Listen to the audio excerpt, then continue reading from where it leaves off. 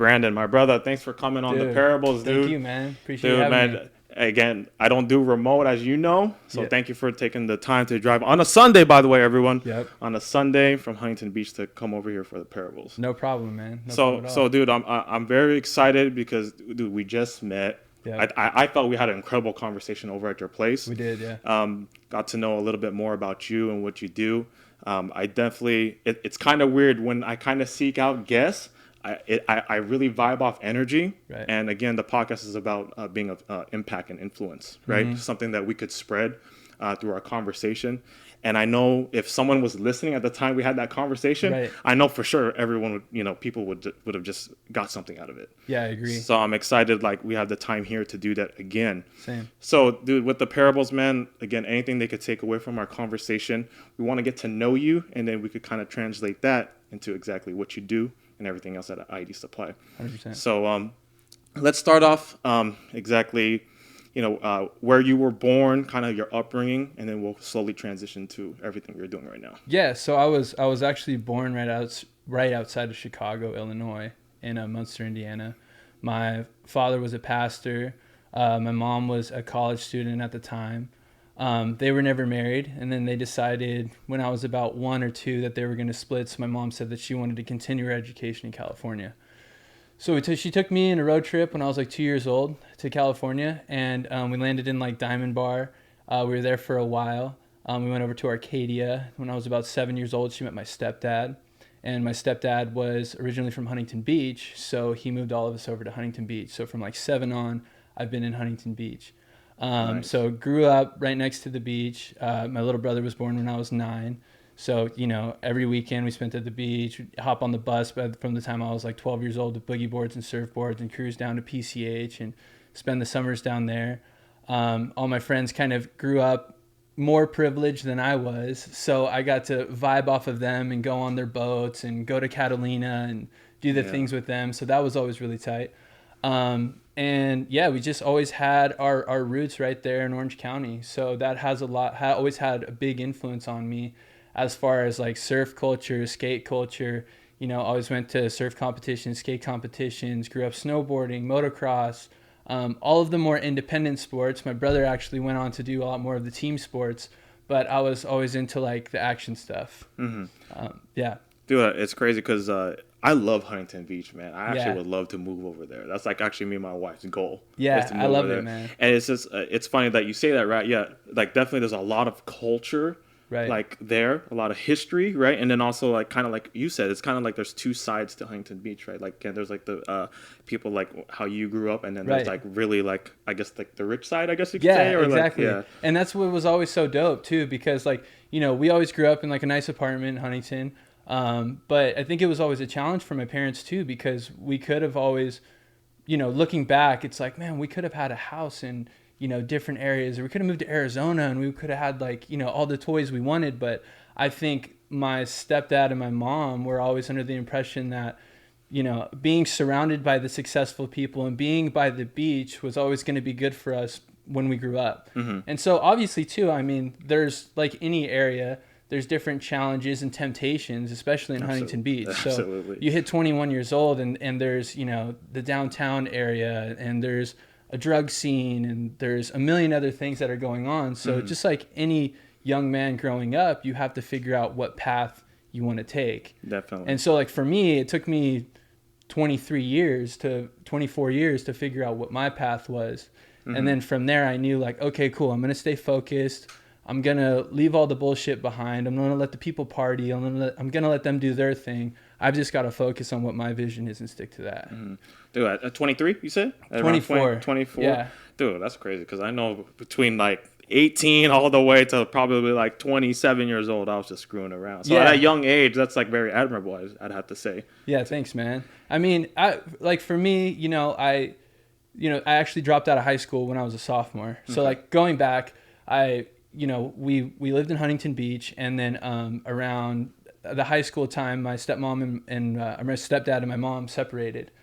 And so that was a little bit of a challenge. I had to figure all of it out. And from there, I was kind of allowed to make my own decisions from like 15 and on. So when I was a sophomore, I stopped wanting to go to school. So I went to like independent study and actually completely dropped out of high school.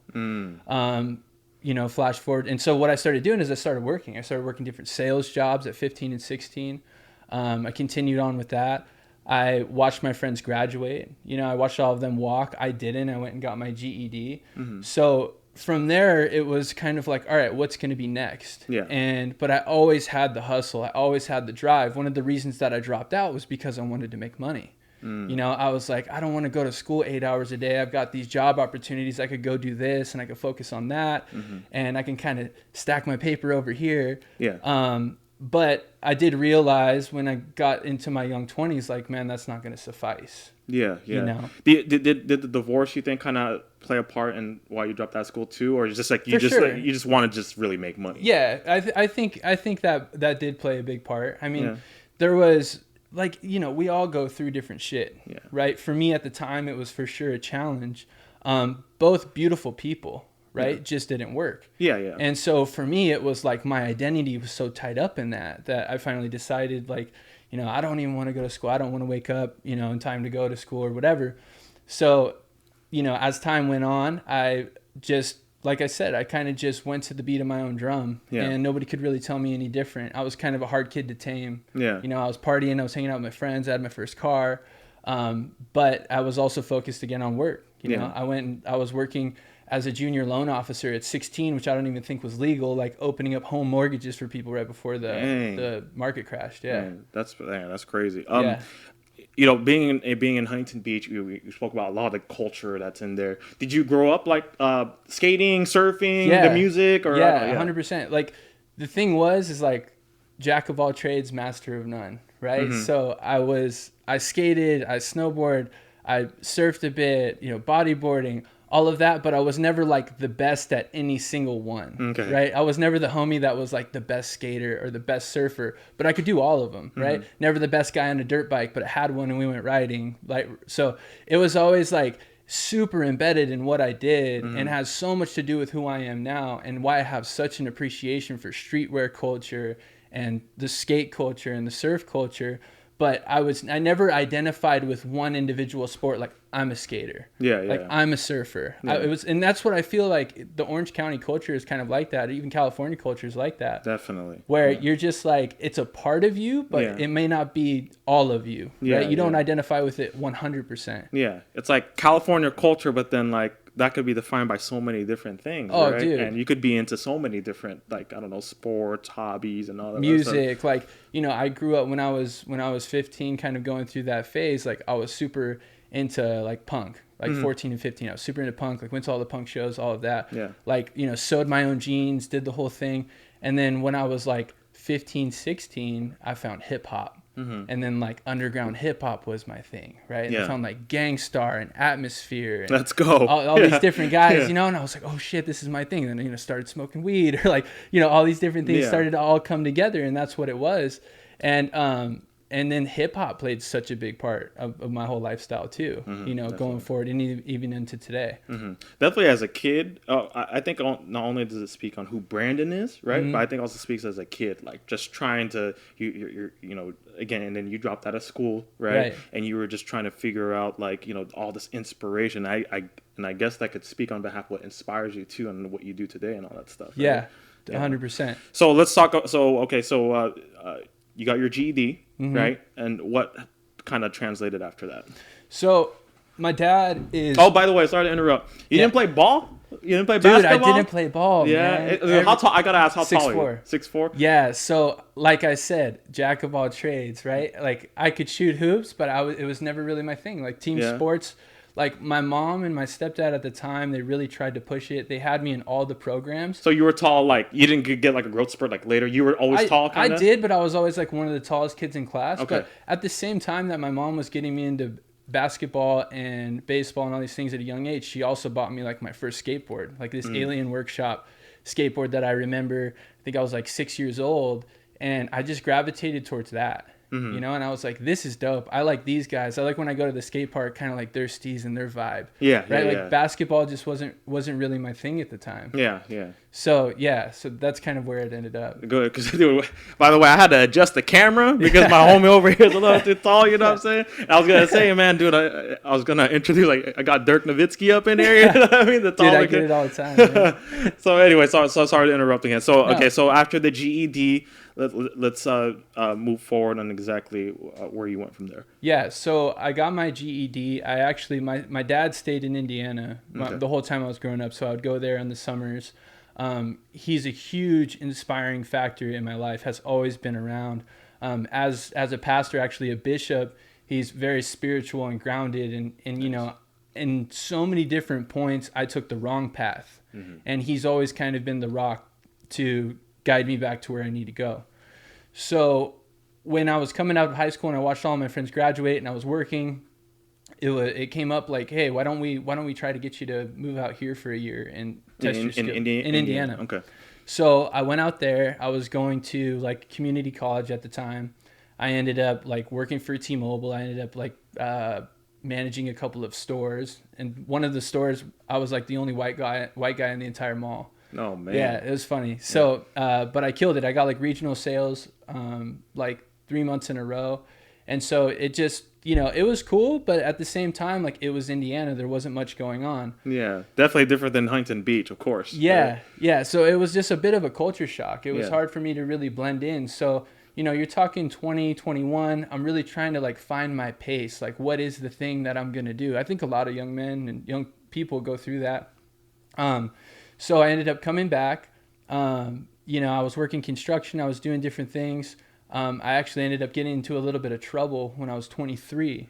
And in this whole time, I always had a huge interest in streetwear culture and screen printing and apparel production and all of that. Like, I always gravitated towards it. I always was about, like, you know, when I was in Indiana, I was buying Bape. I was always on Karmaloop. I was always looking for the freshest shit, you know? And like, I would take all my checks from T-Mobile, and I would go online on Karmaloop, or I would like look for the new Bape hoodie or whatever it was. And that was just my thing. And so, so I came back. I ended up, you know, again, I was kind of taking a little bit of the wrong path. I got in a little bit of trouble when I was like 23 years old. I went away for like 6 months. And so at that point, I kind of hit a ground zero. And my family was there to support me. They all, you know, gathered round, but when I came out, I had nothing. So I was, you know, I was pretty broke. I didn't have anywhere to go. And I just made a big decision. Like, I'm going to sober up and I'm going to figure out how to make this life work for me. Almost like restart. Like, I had to. Yeah. Like, you know, I had gone from a point where I had a nice truck, I had an apartment, I had the dog, I had the whole thing, but I obtained those things in the wrong way, right? Yeah. I gathered those assets and that money in the wrong way. And so when I came out and I had nothing, I was like, I got to hit the reset. I have to find myself, right? So I kind of went under the radar for a year, and, you know, I did a lot of spiritual digging. I looked at myself. Like I said, I was completely sober. And I realized who the important people were around me. Absolutely. And while I was away, it was the people who were sending me the letters, and the people, you know, my mom was taking the bus to come see me every single weekend. My brother was there. Like, it was very clear who I needed to keep in my circle and who I didn't. Absolutely. And so from there, I was just purely motivated. Like, I felt like the universe, God, had my back. I knew that if I just stayed focused, that I could succeed. I just didn't know what that thing was going to be. So what I did was I enrolled back in school because I was like, I don't know what to do, right? I stayed in a halfway house for like 9 months, and then I found a little guest house from there. And so I enrolled back in school, and, you know, I know that I want to go into this apparel thing. I know that I have these big interests. But I'm in this communications class, and this kid named Jake puts his hand up, and he's like, I don't know if anyone's looking for a job, but my screen print shop that I work for is hiring because I'm leaving to do whatever. He was leaving his job. A classmate? Or yeah, classmate. Okay. Yeah, and I'm like, dude, like, what's up with that? I would love to check that out.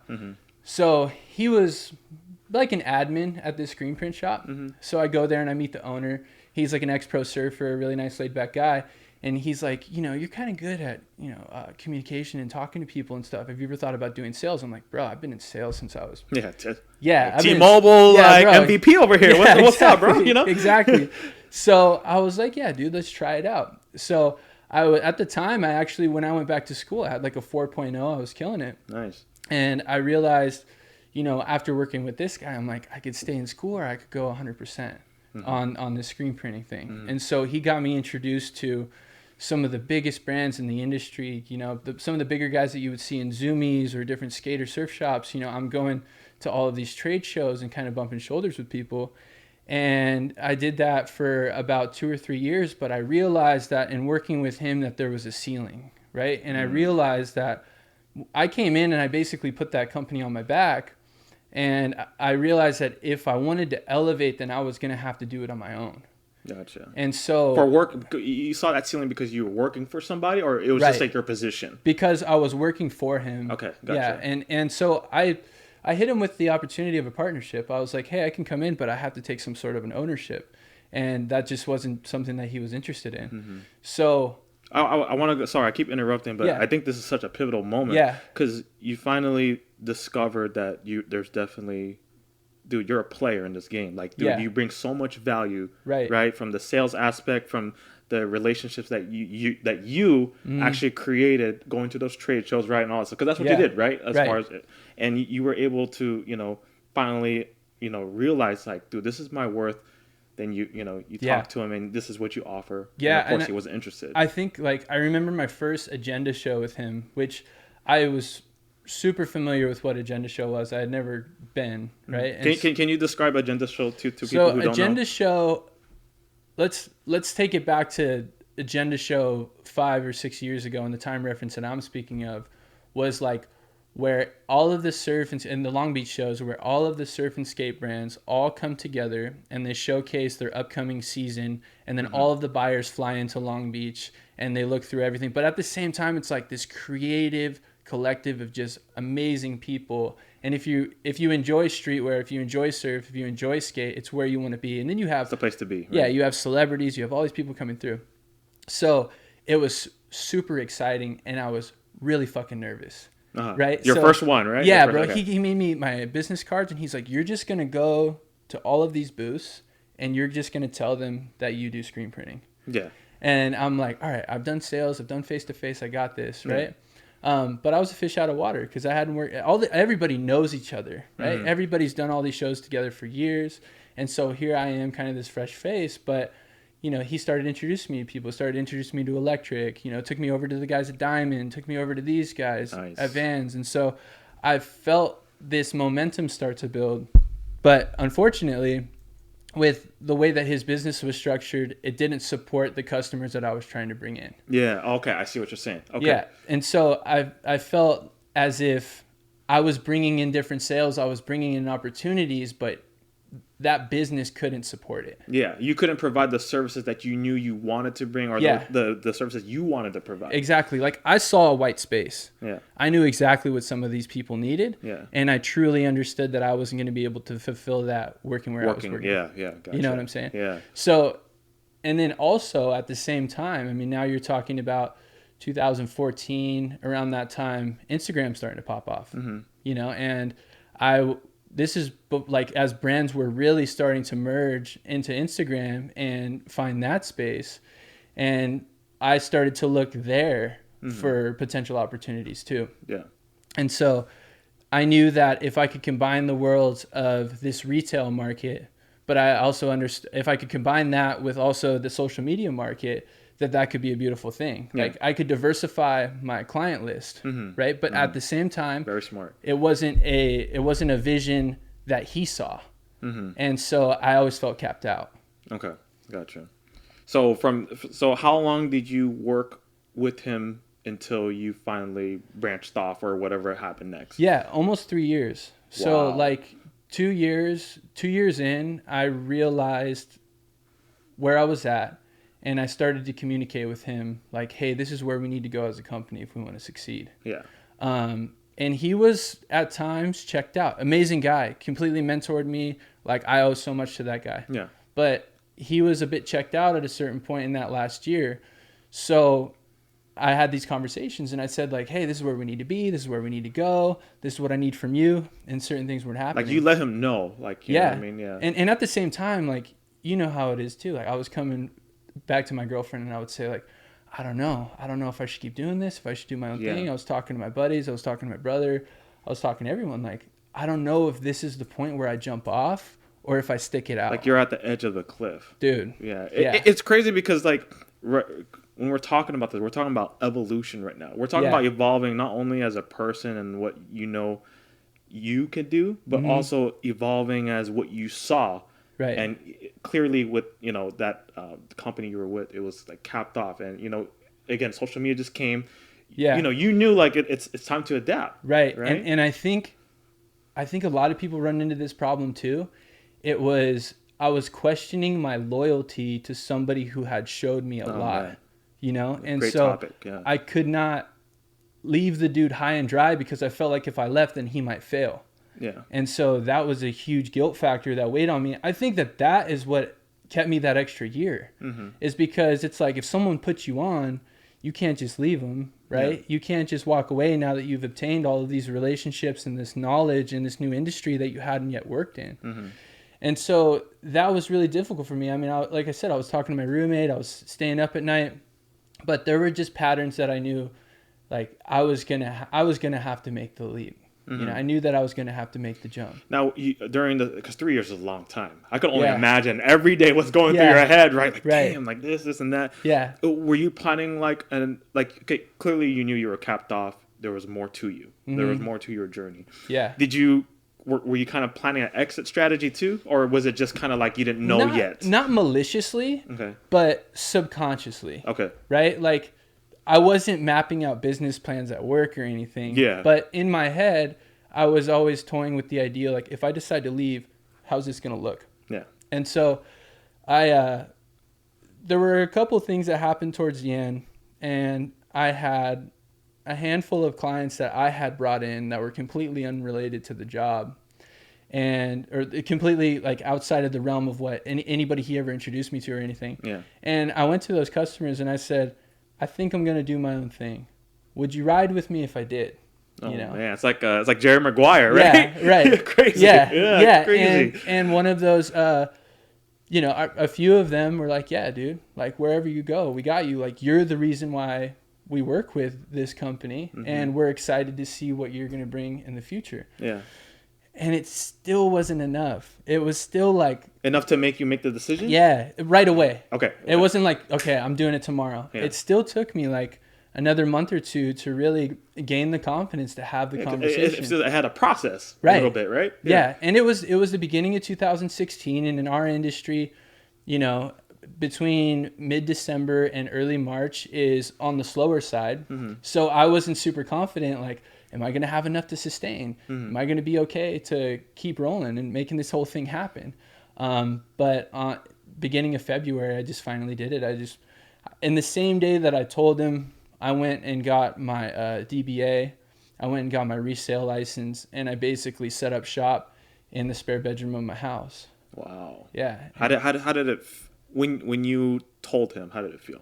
It hurt, man. Yeah. It was tough. Were you like, okay, I'm going to tell him today?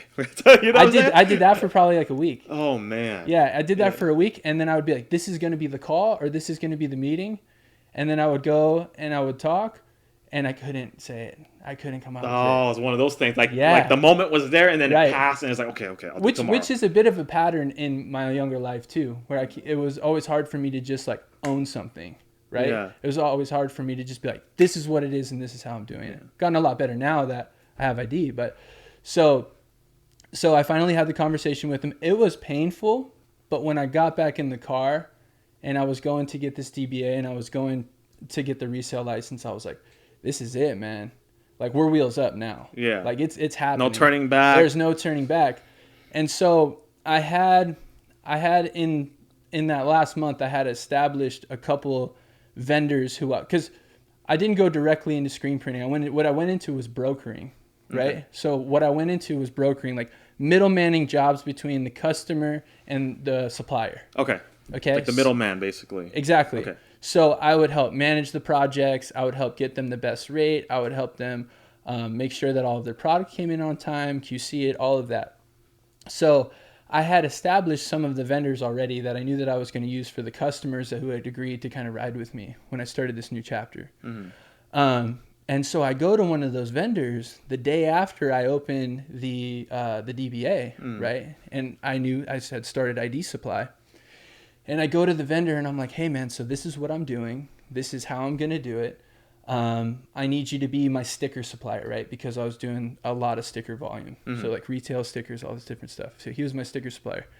And the job that I had just left, I wasn't making a ton of money, but I had a lot of relationships. So this guy goes, hey, I don't think you should start a company. I think you should just come work for me. And about an hour later, he writes up a job offer letter with a starting salary of like 6 figures, which was way further off than I was making before. And he's like, trust me, this road is going to be too tough for you. Most businesses fail. Gave me the statistics of how many businesses fail. He's had 3 failing businesses. Now he's really successful. He's actually a mentor of mine still today. But he writes me up a job offer letter, and it's a Friday. And he says, go back and think about it and come back on Monday. And what was the position? What position was that? Sales manager and project manager for his sticker company. Gotcha. Okay, gotcha. But I mean, I was doing so much sticker volume at the time with sticker hang tags that go into Zoomies and all of these different things that like that could be the thing. But I'm like, I don't want to be just the sticker guy. Yeah, definitely. Right.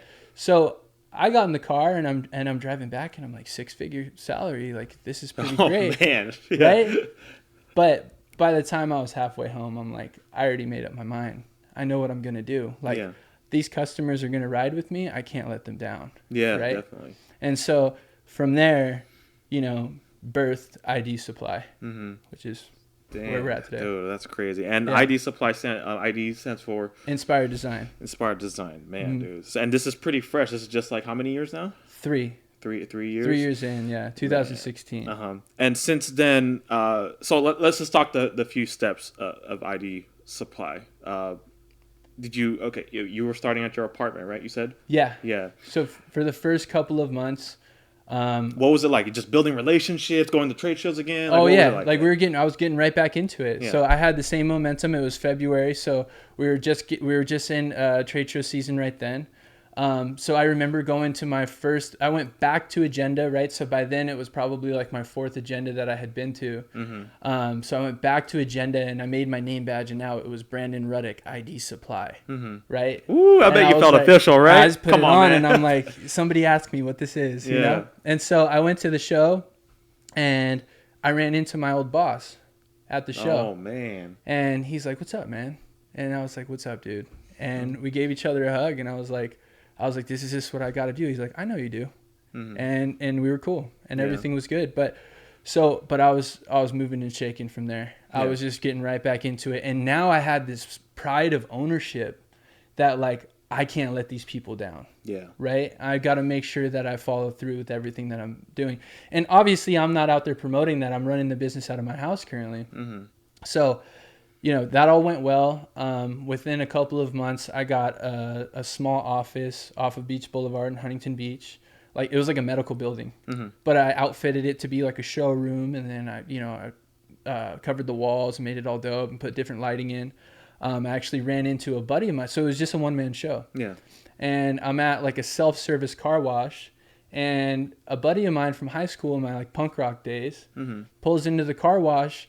And he had just been through a similar situation that I had been through a few years prior, right? So went away for a little bit, just trying to figure everything out. But he was a hustler, and I knew him really well, and I trusted him like family. And I'm like, look, man, if you'll take a shot on what I'm doing, I'll show you the ropes, but I really need someone to run point on everything that I'm bringing in. Yeah. Because I could be on the front end talking to everybody all day and bringing in these jobs and kind of building the rapport, but I need someone on the back end making sure that everything goes smooth. Definitely. And so his name is Adam. He's now my partner, but he agreed, and we tried everything in the book.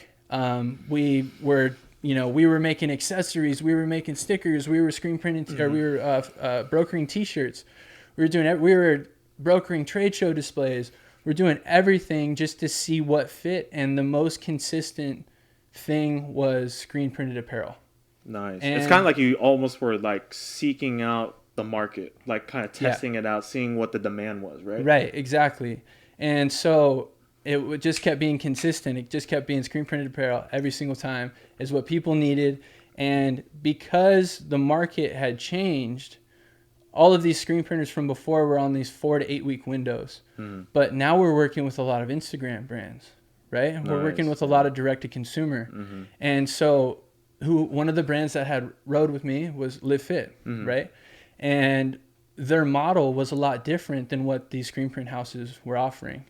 And so we realized for us to be successful and for our brands to be successful that we work with, we have to create a tailor-made process for that specifically, right? We can't fall in line with a calendar of how these production houses have worked traditionally. Yeah. Like there's a new chapter and we have to figure out how to execute it. And so it took time and a lot and failure and organization and all of this stuff to really come up with the fact that we're going to become screen printers. And that's what we're going to do on the back end. It sounds like you guys weren't like kind of, you weren't trying to change the wheel, but you're trying to make it better. Exactly. Right? You were just definitely, you knew you wanted to approach it different. You didn't want to just be like any other manufacturing screen printing company, right? Yeah, exactly. Yeah. And a big part of what we were offering too was brand management and brand development, right? And so for some of the brands, they're already established. They know exactly what they want. They give you tech packs, they give you artwork, and they want it on this blank, and everything is already dialed. There were other brands like nutrition companies and entertainment groups and all of that where they're like, yo, we don't really know what to use. We don't know what blank is on point. We don't know what color is on trend. They just know they want merch, right? Exactly. Yeah. And so I would step in because I kind of had my thumb on the pulse from working with some of the Zoomies guys and some of the, social media guys that I could pitch them these ideas, and that brought more value to them than me just going and printing their stuff. Definitely. Dude, I got to speak on this because it's just like any other service out there, right? What separates people from, what separates you, or when you're trying to pick like a certain service, why are you going to pick that particular company or that guy's service? Like, right? And, anybody could go to any print shop and say, hey, this is what I need. And then usually the response is, okay, well, we could do this and do that. Send over your stuff. And that's it. Right. It's like, it's not very detailed. You know what I mean? It's not explained well. And again, going back to when I visited you, by the way, which I love the layout, like the conference room, like, thanks, man. I just want to like sit there and do work. Yeah. Like, I hope you guys are like, one day I'll just bring some coffee and I'll just chill there for like, 4 hours Catch or something. The Wi-Fi. Yeah, dude, like, and, I really bring this up because again you brought a different approach and you're focusing on service now. Yeah, you know what I mean. And I think you could speak on that and what separates you from other screen printing shops. Yeah. So when we first started, it was very utility, right? It was very like you need the stickers of the trade show booth or the apparel, we'll get it done, right? But again, the white space was the value of being able to develop the different products and being able to help guide people in the right direction. Not to mention help some of these guys that were fresh in the game, maybe a couple years deep, help them not get taken advantage of by some of the older cats in production or, some of the more traditional shops that were like, your minimum's going to be 1,000 pieces, or, your production time is going to be this or that, right? Like we would kind of step in and help them manage that and see like, hey, maybe there's a better solution, right? Maybe there's something where we don't have to go all in and we can kind of separate it and, seed it out so that you guys don't have to invest that much in one product. Yeah. So I started to see all of the value in that. And once we kind of had the brokering down and once we had the utility down, now it was going back to people and saying, here's more value, right? Here's more things that you can do that are going to help you guys be successful. And that only built that rapport, the relationships, right? Returning clients and things like that, right? Exactly. And referrals. I mean, and referrals. And people would say, hey, this guy, like for example, one of the recent bigger YouTube brands that we worked with, there's consistency, there's communication, and then now we've added on this development factor. And they're like, hey, these guys have really helped us out. We also work with this YouTube brand. Why don't you try helping them as well? Yeah. And so that has been a big growth within just our client list has been referrals. So that's good. How did, again, you had that experience in the screen printing, working at that other job before you branched out and ID was born, right? Right. Was it, I mean, obviously you saw part of the business side of it. Was it hard now that you became the business owner, learning the business side of it? Like, definitely like the principles and just all stuff. Yeah. Yeah. I think that when I was an employee, I would question a lot of things, right? I would question, like, why does he approach it in that way? Why is production ran that way?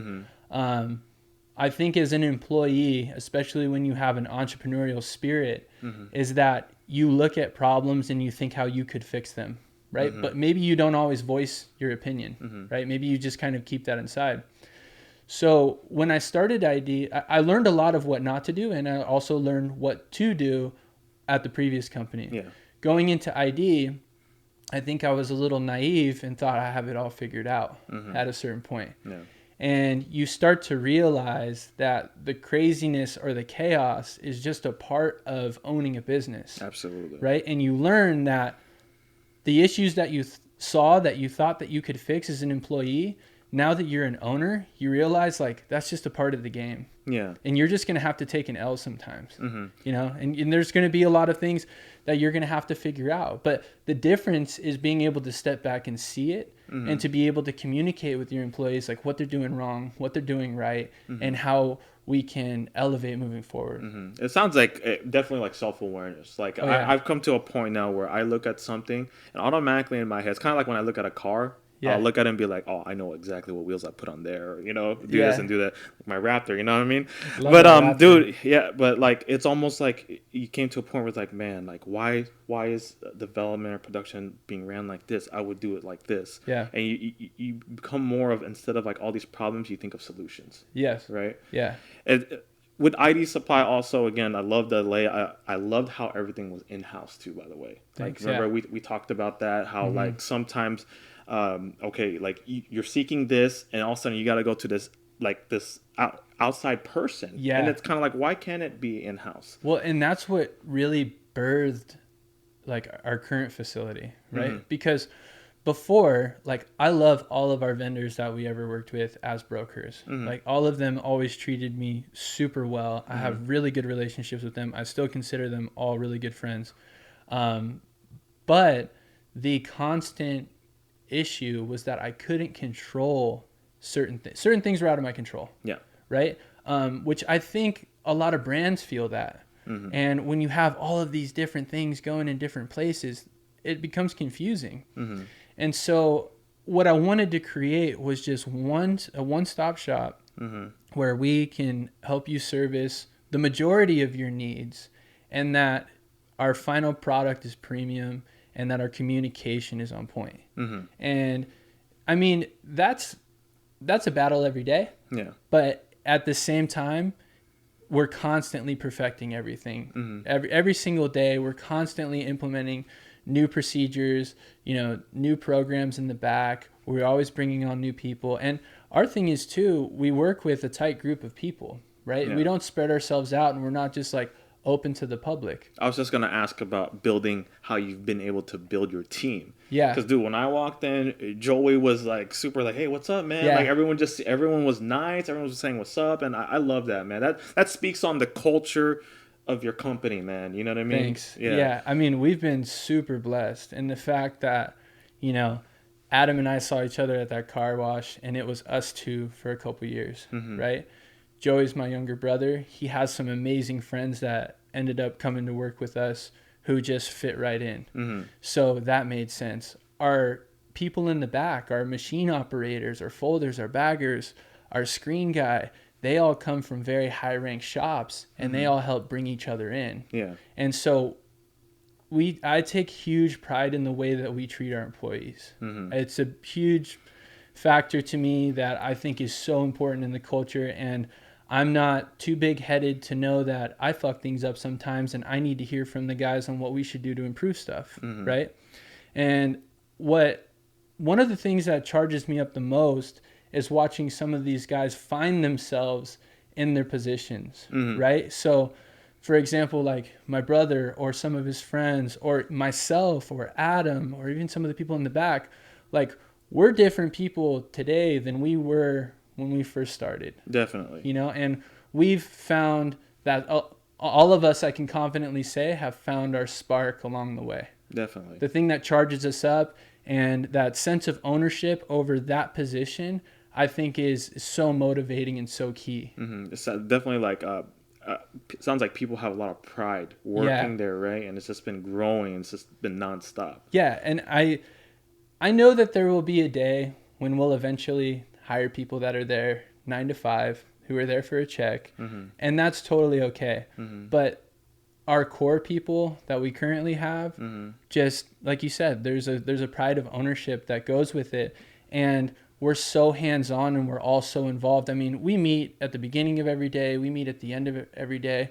You know, I love it, man. I'm there 6 or 7 days a week. Most of the guys just pop in on the weekends, just everything cool, we got to do this, we got to do that, fix the issues, and plan out the following week. Yeah, that's good, man, dude. I want to join one of those meetings. I just want to be inspired, man. I love. You should. I you know what? I think, again, we talk about energy a lot, right? Right. It's always about energy, and again, the culture that you've been able to create there. I bet you it's something you're very proud of. Again, I mean, everybody just. It seems like there's no ceiling there, almost. Yeah. Thanks, right? man.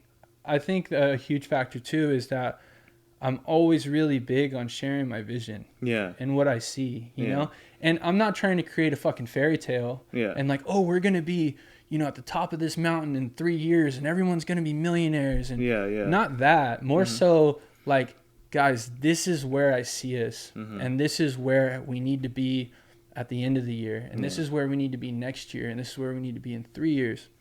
And voicing that kind of brings it to fruition, right? Absolutely. And we're constantly talking about it. We're constantly charging each other up. We're also constantly saying like, hey, we did this wrong. And if we want to get to X point, then we need to fix these issues. Yeah. Right. Yeah. And so communication really helps with the culture, and there's no facade, there's no smoke and mirrors. And, if two guys have an issue, they're going to talk about it that day. Right. Yeah. There's no division within our company. Everybody's on the same level. Yeah.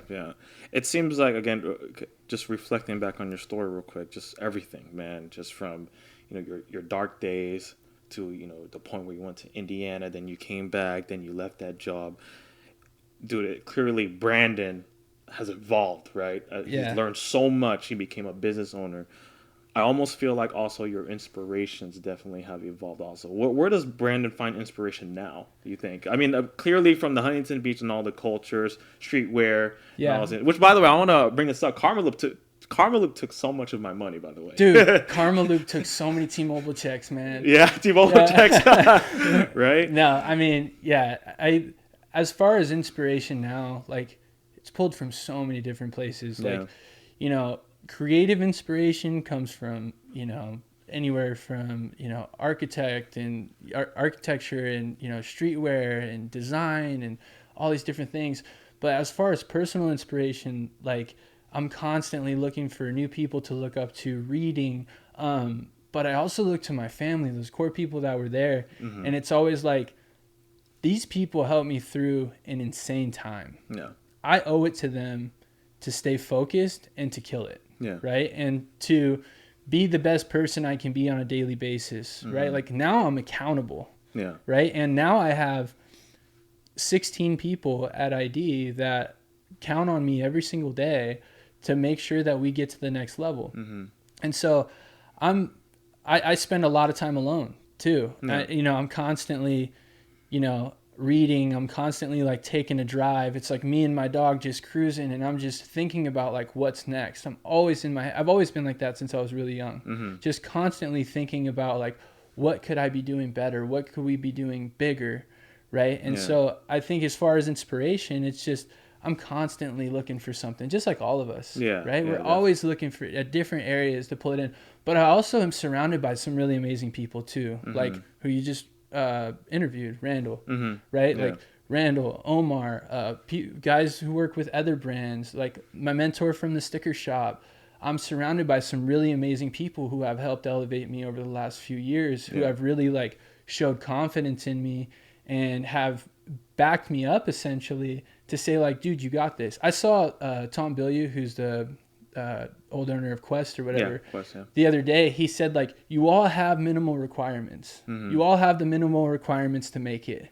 Right. And so from that point, it's just like surrounding yourself with the right people. I had to cut a lot of people off along the way too. You know, they're the people who when you leave a room, you don't know, you know, if they have your back or if they're talking shit on you or whatever. Like toxic people, you'd say. Yeah, toxic people in your circle. Like, you have to cut those people off if you want to move forward, right? You're not going to be able to make it to every birthday party. You're not going to be able to travel on the weekends and go snowboarding every time the powder hits.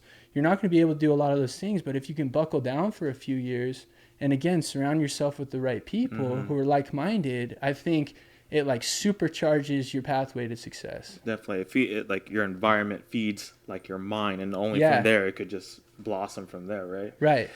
You know, one of the things I want to know now, just because you've evolved, you know, clearly as yourself and then also as a business owner, how do you approach now? I mean, you probably get this question all the time about starting a brand. We could do a whole new podcast episode on it. Just to kind of keep it a little brief. How do you approach now? Like, it's like, Brandon, I want to start this brand. Yeah. Like, help me out here. Yeah. So I think there's so many directions as far as starting a brand that people can take, right?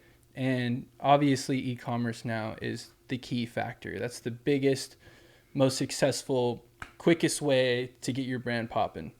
I think a misconception is that people think, I have a bunch of influencers, I have this or I have that, I could put it together. That's not so much the case anymore. I think when you're starting a brand, you have to realize that it's going to be fucking hard, right? And it might go a year without checking. And your initial designs may not sell, right? And it may, because we all have this idea, like, I'm going to start this thing and it's going to pop off, and then I'm going to sell 20 shirts a day, and then I'm making 20 grand a month and blah, blah, blah. But it just doesn't happen like that.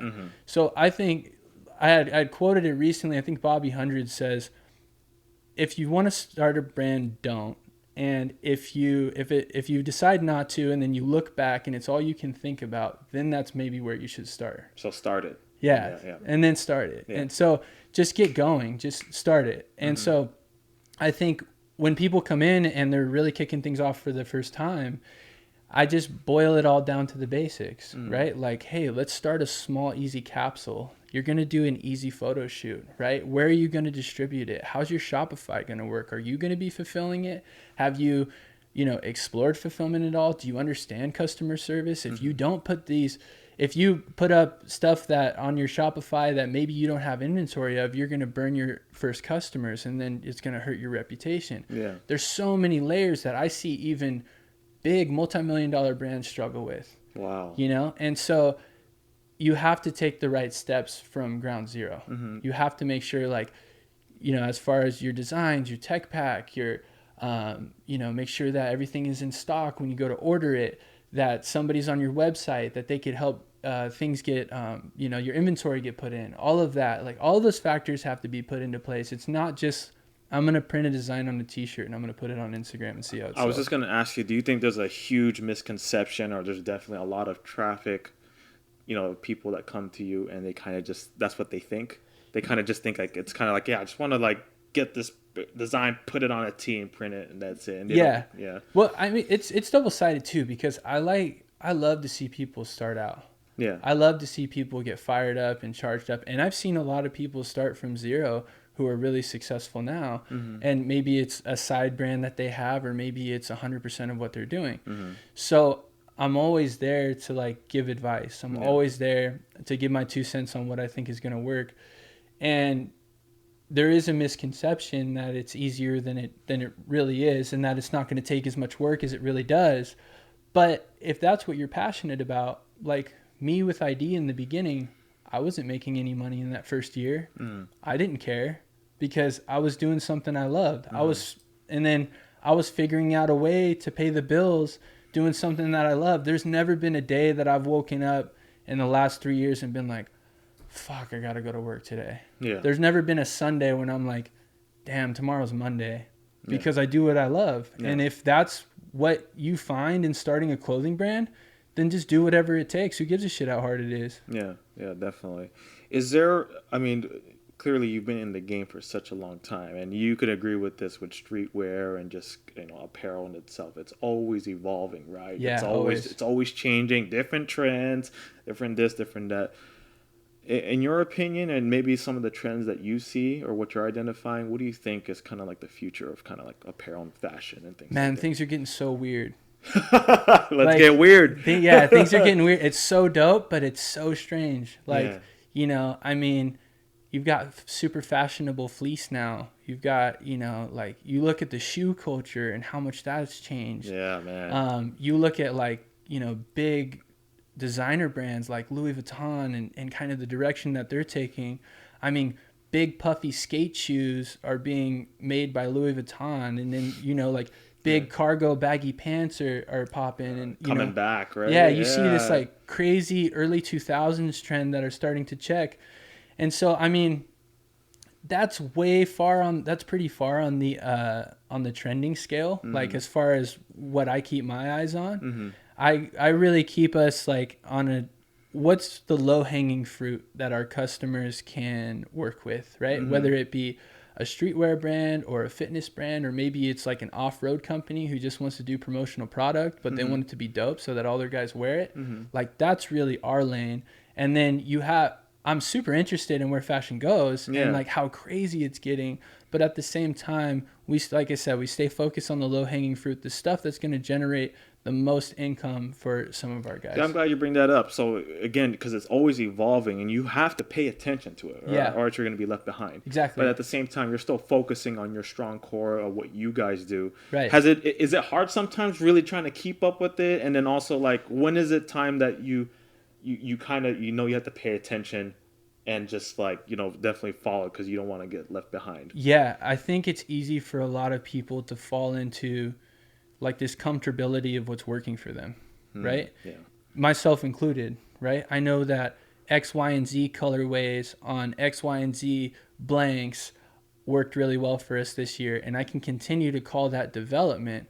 But if I'm still pitching you the same thing going into next year, I'm not really doing my job. I'm just giving you something that's easy. I think as a brand, it's the same thing where it's like, X, Y, and Z colorways are working for us. Let's just keep rotating that. Yeah. But you start to see like wild colors coming in, like the neons checking really well, or now like we've implemented all super weird, right? Yeah. We've implemented all these crazy techniques too, like UV color changing inks and puff inks, and like chrome print is getting really hot right now and all of that. And it's like, all right, what brands does that work for? And then what brands is that just like way too far off? Right? I love it. Yeah. You don't want to be pitching this crazy idea to a brand that's kind of maybe not there. Maybe they're a little more conservative, not so flashy, maybe not so like out there, right? Yeah, exactly. And then for those guys, it's like, how can we find something that is, the comfort level is there, or the durability of the garment, or whatever it is. But again, we do work with a lot of customers who they already know exactly what they want, and we service them strictly from a service standpoint of producing their goods, of what they want, what they like. They know where they want to go with their brand. The majority of the established brands that we work with, that's exactly how it is. It's very black and white, and we offer a service to them. We offer a white glove screen printing service to them, and everything from beginning to end is QC'd and looked over.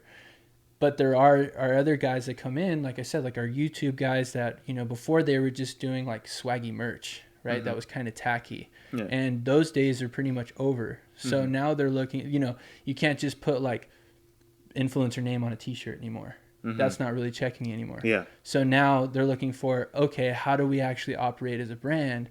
And then that's where we enter and say, these are the things that we can offer. Yeah. And maybe they're on the basic spectrum, and maybe they're on the crazy chrome printing spectrum. And it's up to us to kind of determine those things. I love it, man. Dude, so we're going to be running out of time shortly. I'm very curious to know, man, because clearly your journey's kind of just starting. Like, it seems like it, right? Because, I mean, who knows where apparel and fashion is going to go. Who knows the type of trends? Who knows the type of, I don't know, the machines that you might be using in the future? True. You know, things like that. But I'm very curious to know, as Brandon, the entrepreneur, I mean, clearly you've learned a lot along the way. We've talked about, like, you know, making these decisions. You went to a dark place, branching out on your own, building that culture. What's some things that you know for sure that has stuck with you, that huge lessons as an entrepreneur that really speaks on you as a business owner and maybe yourself? Yeah, I think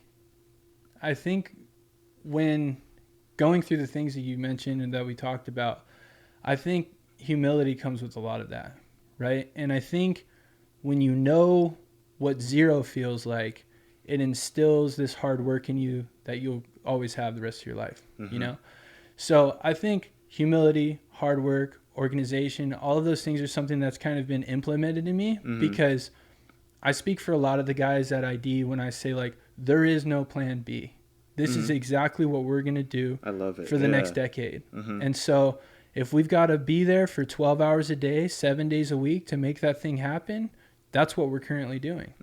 And so looking to the future, like, my head's already in 2022. Like, I can already see where the building, I can already see the equipment, I can already see the customers. Visualization. Yeah, I have to, right? Yeah. Because I got to stay ahead. So in doing that, like I mentioned earlier, it's keeping everybody motivated at the same time, because it's not just like Brandon grows, it's like the whole team does too, right? I'm trying to bring everybody else up with me. But I have to lead the pack, and I've got to own the mistakes, and I have to admit the faults, and I have to get the feedback and understand from the customers, like, what we're doing amazing and what we're doing wrong and all of that. So it's continuous growth.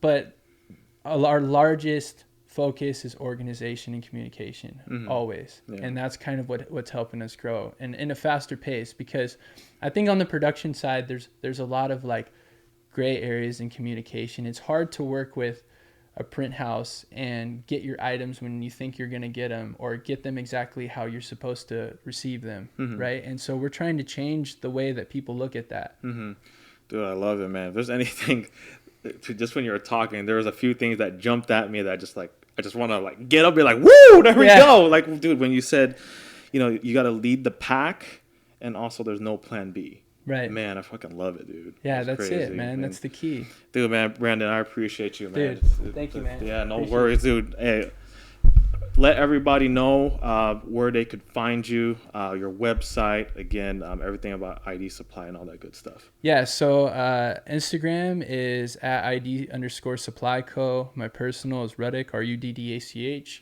Our website is idsupplyco.com.